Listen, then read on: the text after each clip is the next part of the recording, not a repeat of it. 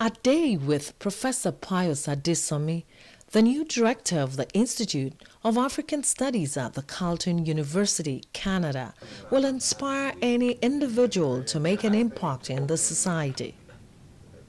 His patriotic spirit for good governance in Nigeria is contagious. As a modern Nigerian columnist, Professor Adesanmi vents his frustrations regularly about leadership challenges and many maladies in contemporary politics and other topical issues, especially in the Nigerian system.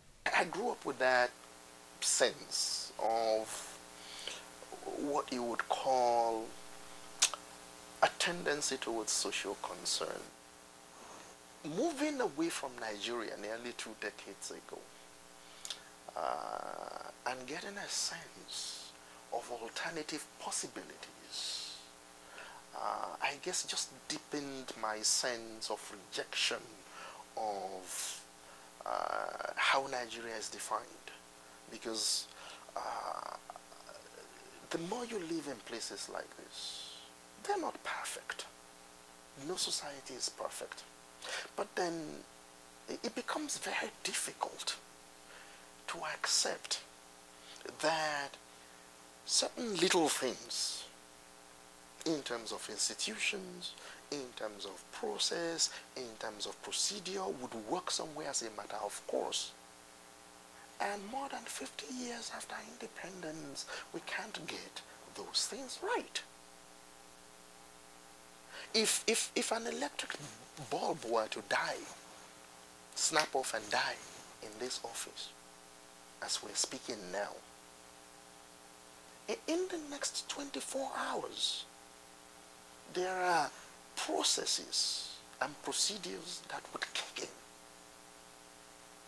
to have that replaced. And sometimes I come to my office and certain things have changed.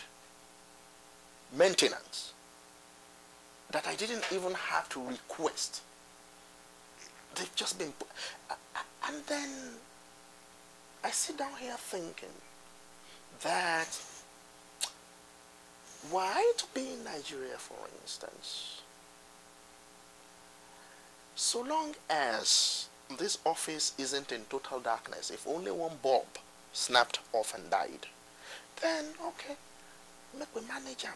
So the little things, so they get my goat, they get to me. And so my commitment, my engagement, why I write with so much passion and so much rebelliousness, so much rejection, is the fact that Nigeria has come to be defined and accepted in a certain way by a generality of the leadership and even the people they lead. And some of us at home and abroad must at least be in the position to keep sending out that message that we will not accept the finality of their argument in favor of mediocrity, of their argument in favor of corruption, of their argument in favor of dysfunction. That there is a version of Nigeria that those kinds of people are selling, the interests, the powerful interests, the special interests, they live in the leadership, that we have to continue to reject, that there are alternative possibilities to the Nigerian condition, which we will fight for. His satirical commentaries are a must-read.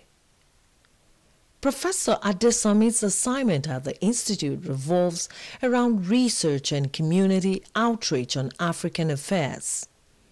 The standalone Institute of African Studies in any Canadian university brings together a wide range of skills on African history, societies, and legal systems. We belong to the Faculty of Arts and Social Sciences, we call it FAS here, and we also belong to the Faculty of Public Affairs. So we're controlled, I report to 2 deans.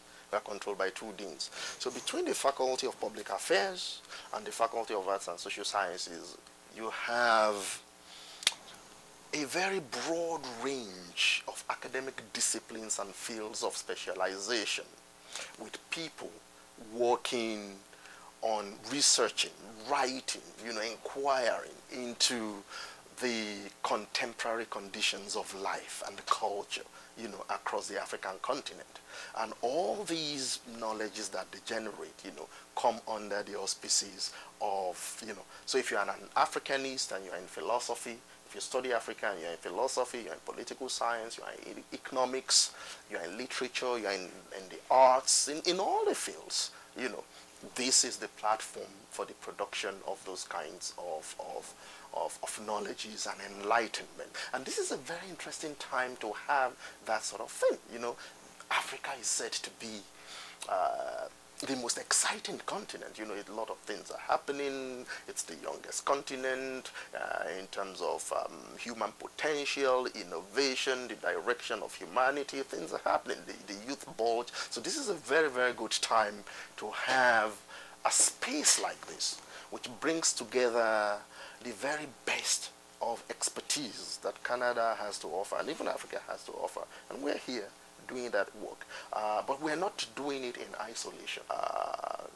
What I like about the vision of my predecessor and how he pursued it, and what I'm going to build on and expand and deepen, is the fact that this institute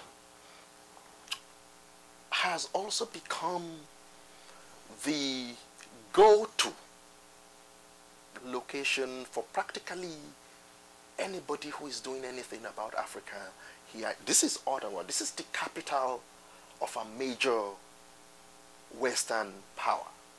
So this country has relations with Africa. There are organizations, NGOs, institutions, multilateral organizations in town. They have all kinds of engagements with either African governments, African policymakers, African institutions. So we have a very, very active portfolio of partnerships with all kinds of organizations in town who need our expertise. Don't forget also that this is where all the African diplomatic missions are. This is where all the African embassies and high commissions are. So we have a very, very active partnership with the embassies and the high commissions. In fact, on our regular calendar of activities, and we started it this year, I don't know if you were there or not, when we started the IAS. IAS is our acronym, Institute of African Studies. The IAS, Group of African Ambassadors Annual Conference Series, which we launched this year. We examined the African Union's Agenda 2063. And it was a very, very successful conference, with a lot of heavyweights in academia and outside of academia assembled here for a whole day. We have nearly 50 professors across campus who are all affiliated with the institute.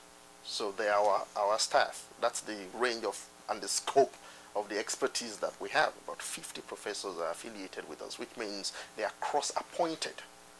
For instance, I'm a professor of English. So my home department is English, but I'm cross-appointed to the Institute of African Studies, and I'm now her director. But one of 50 professors calls this place home 100%. He's a Nigerian. He's Professor Nduka Otiono. The Nigerian mission is very, very active with us.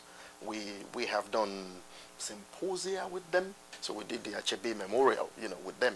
And we are thinking of making the Nigerian Independence Lecture Series, which we started with them last year. We're thinking of making that permanent.